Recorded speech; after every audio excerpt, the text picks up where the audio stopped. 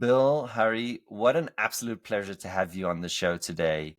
I want to start with each of you sharing um, why you started this entrepreneurial journey that you are on right now. Um, I'll start, Hari. It's a very interesting question. I don't know that I have a very simple answer. From my background and how I grew up, it organically just kind of happened. Um, this company was 15 years ago, but I had done things really my whole life, just finding ways to make a living, finding ways to help contribute to my family. And the term entrepreneur is, I believe, overused, but I was always just creative and finding ways to make a living. And the fellows that I grew up with and were mentors of mine used to say, you have to have income and you have to eat. So find a way to make a living.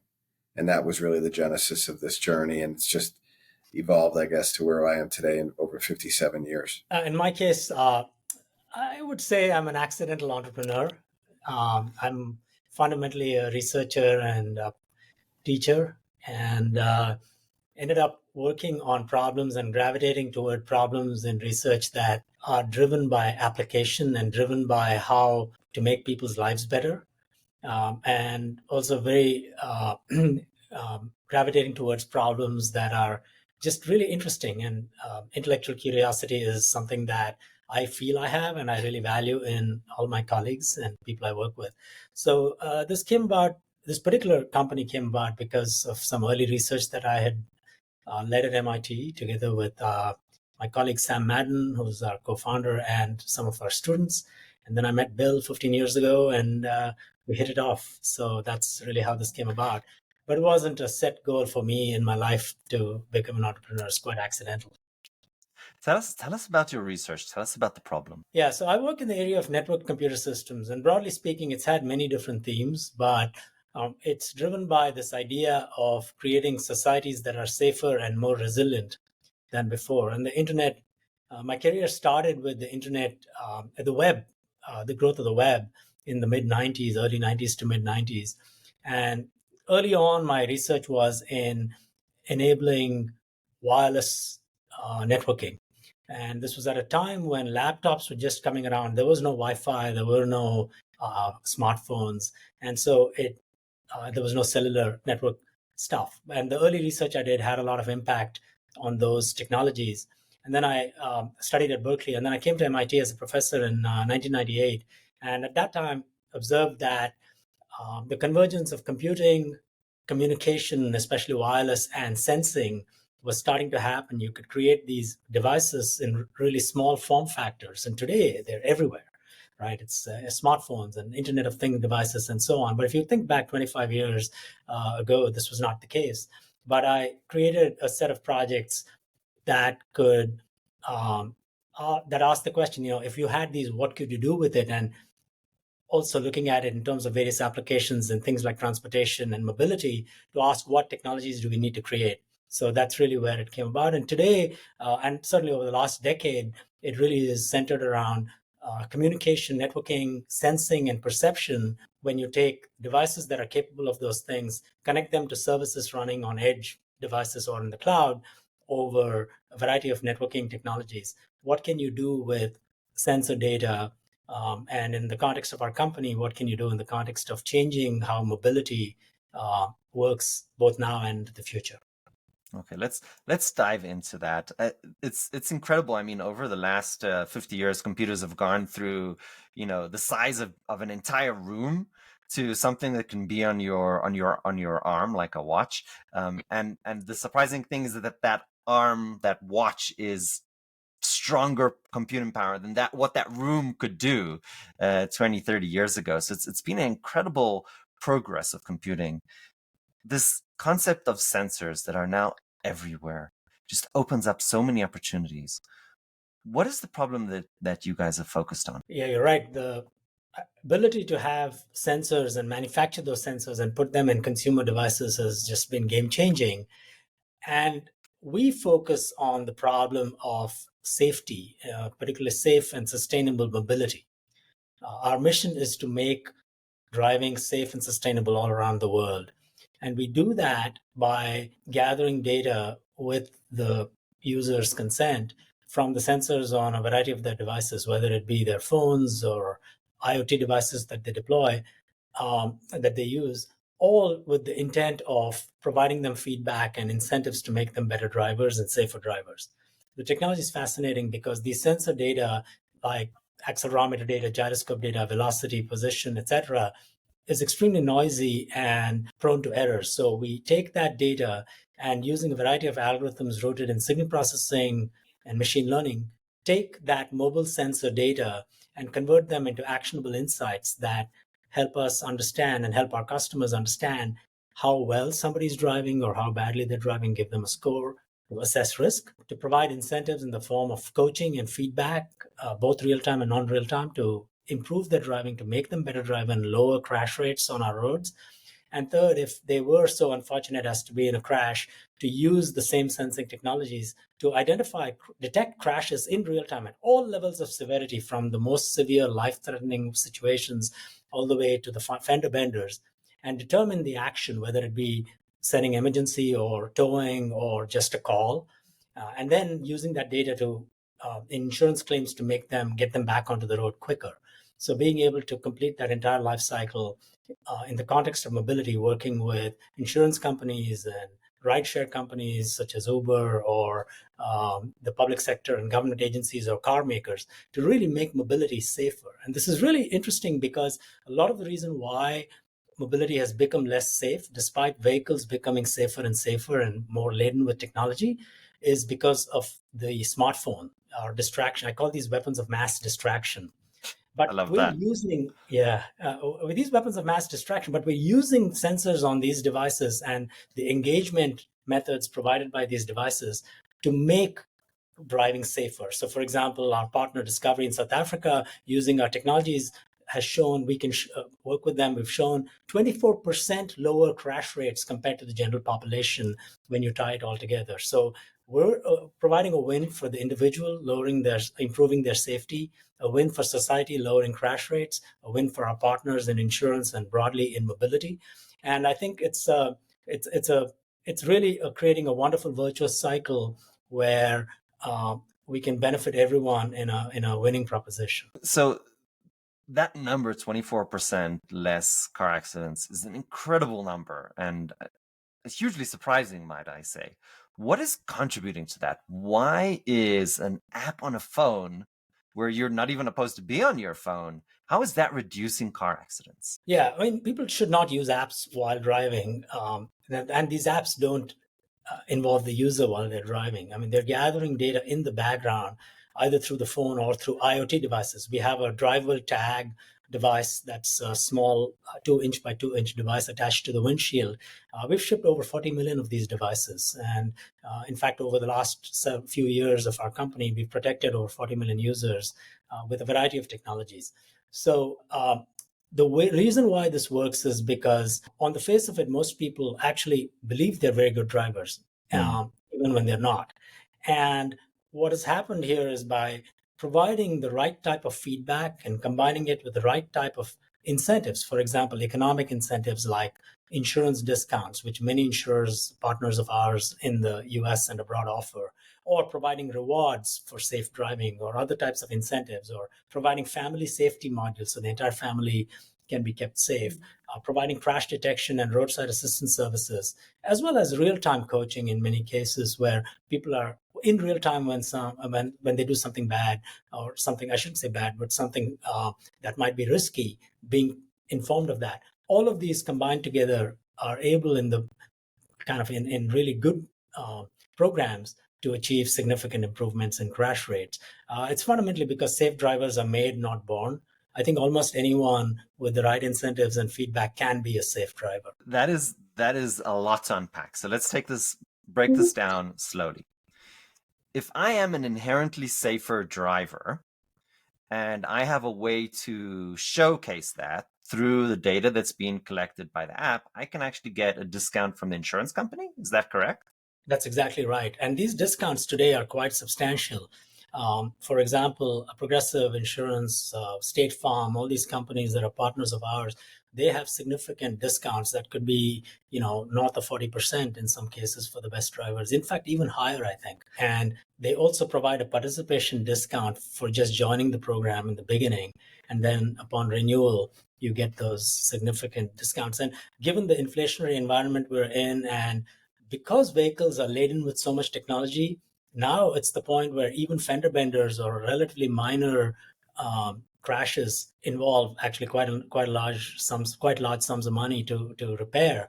And so I think that as insurance premiums rise, the best way for consumers to lower their insurance premiums is to participate in telematics programs where their rate is determined fundamentally by how they drive. And these are very controllable factors. Put your phone away, be more attentive to avoid hard braking, don't excessively speed, be attentive, be calm while driving. And just being told about what you've been doing is quite revealing and can improve driving quality. My family uses this it. I love. Yeah. So this is incredible. So we talked about the people who are already great drivers, right? And they should be basically rewarded. But what you're saying now is incredibly interesting. You're saying, even if I've had, let's say, a history of bad driving, and maybe I've been dinged, now that's it. I'm carrying that burden for life. But what your technology is allowing is for people to actually create a track record, a history of showcasing that they are good drivers. And the platform is also giving feedback to create an incentive design to improve your driving. So you're really changing driver behavior. That's incredible. Tell us about how, I'm really curious, how do they experience this process, and what's the feedback that you give when they get this feedback? Because I mean, my first, reaction to somebody telling me that, oh, you did something wrong, maybe is to flip them off. So how does that work out? So if you take a step back for a second and remove yourself from the technology, and I'm very intellectually curious as well, I believe you need to start with the human condition. So your question really focuses on the human condition. One of our first investors, Vitality Health, from your home, your birthplace of Johannesburg, South Africa, Vitality Health focuses on what your health insurance, life insurance costs should be by how you live. Do you take the stairs? Do you walk to work? Do you drive? What do you eat? How often are you at the gym? And they offer rewards based on good choices and healthier living, which is really interesting. So the model now with what we're doing in the vehicle is similar. If you look at the human condition, people are motivated by two things. One could be punitive, but the other could be rewards-based. So one of the reasons that we've done so well is really focusing on the rewards-based, giving positive affirmation, reinforcement of good behaviors. Once people realize there's very few really bad drivers, okay? There's some, but most people think they're good and are just not great. What we do is try to communicate to people micro and possibly macro changes in behavior that make a big difference. We have one of our safety advisors lost a son to distracted driving. And he does a wonderful presentation on behaviors that we used to do that no one thought anything of until we realized they were really bad.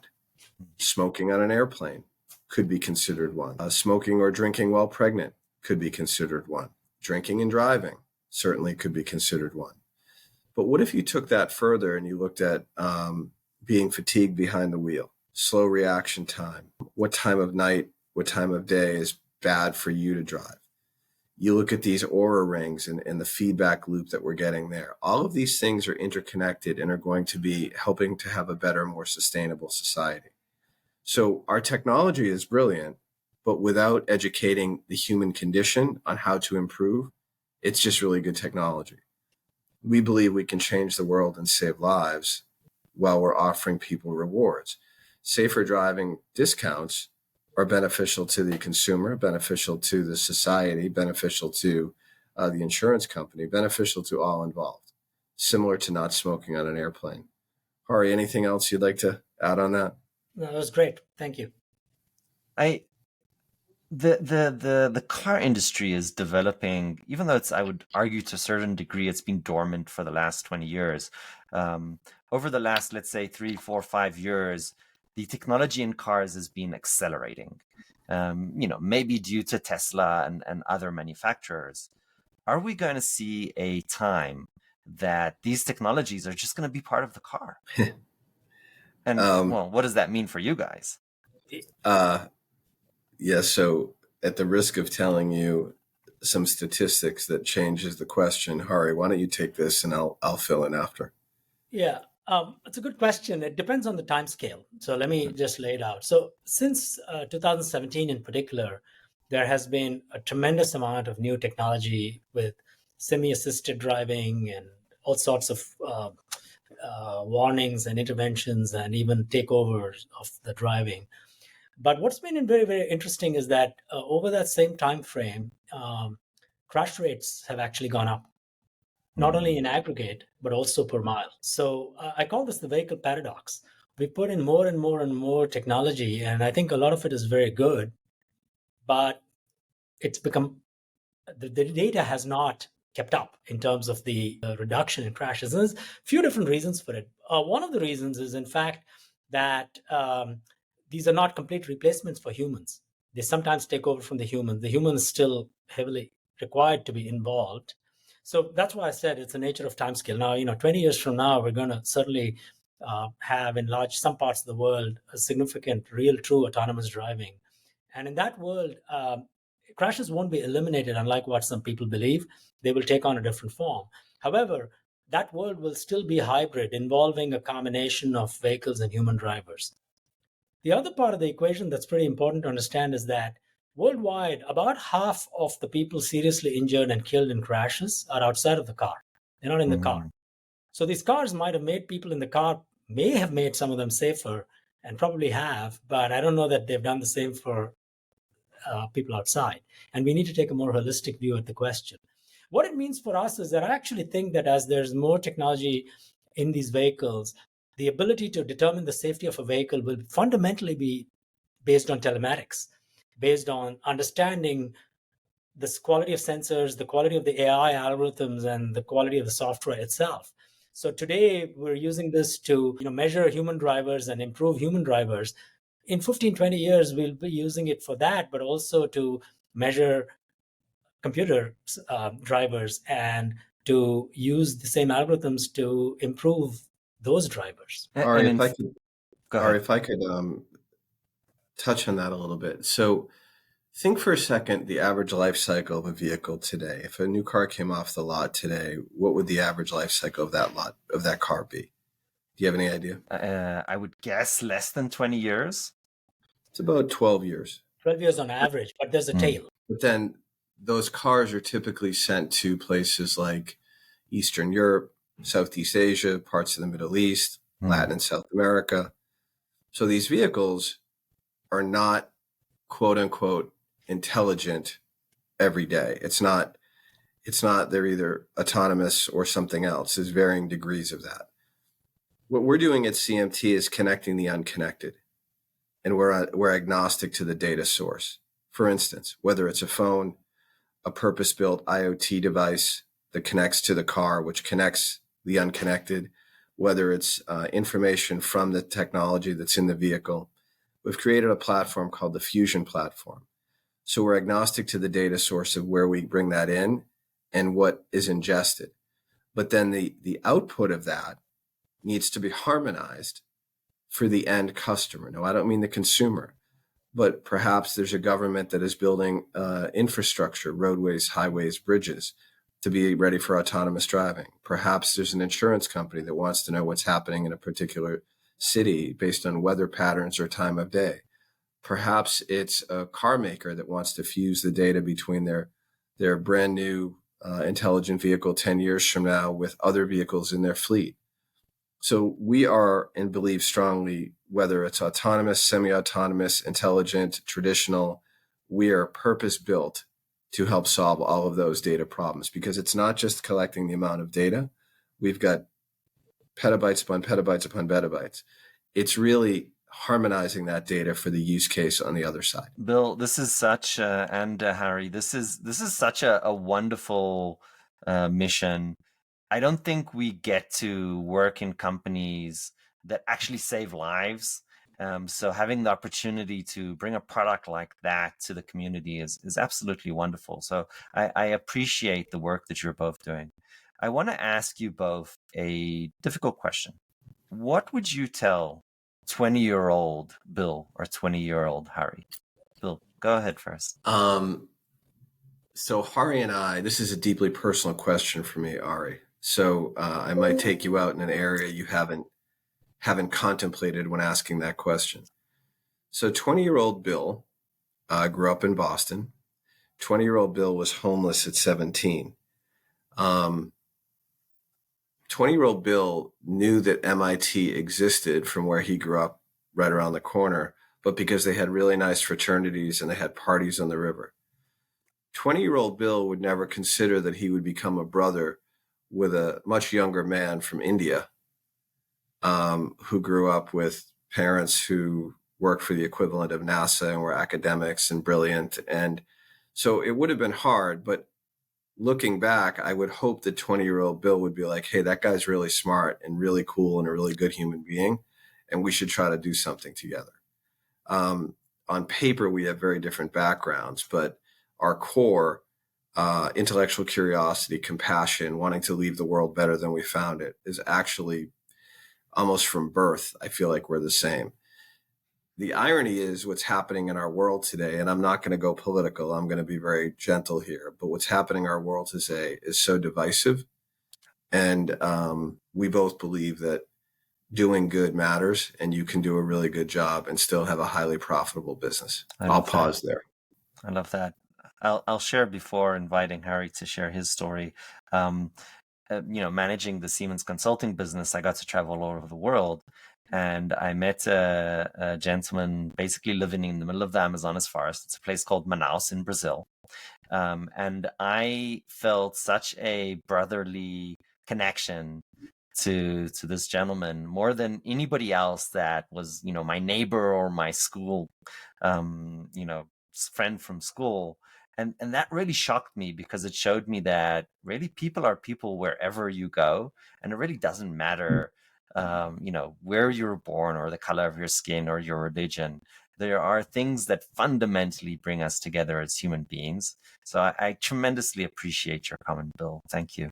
I think it's a part of our superpower, Ari, that I'm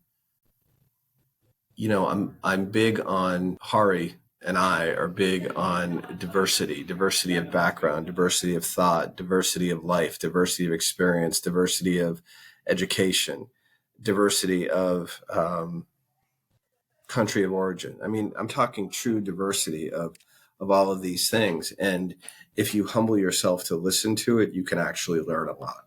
Hari, go ahead, man. We've been chatting. Oh, that was very nice to hear. I know your story. We've been together now 15 years. And Ari, that's such a good question. I think I would say that 20 years ago, when I was 20, I was mostly focused on my work and just very driven to, whatever the research or the, academic work I was doing. And I was also very focused on a few sports like cricket and soccer that I would be part of and compete in. But I think I wasn't really paying attention to interpersonal relationships and people and sort of understanding that. I've learned that over the years from many people, including especially Bill, just observing how you interact with people and learn what makes teams work, but also what makes each individual, what matters to them and how you can create something. So I would say that, it took me a long time to learn about people, and I'm glad I've done that now. I'm still learning. Bill, Hari, thank you so much for joining the show today. I truly appreciate you both. You're welcome. Thank you for having us, Hari. Thanks for having us, Ari.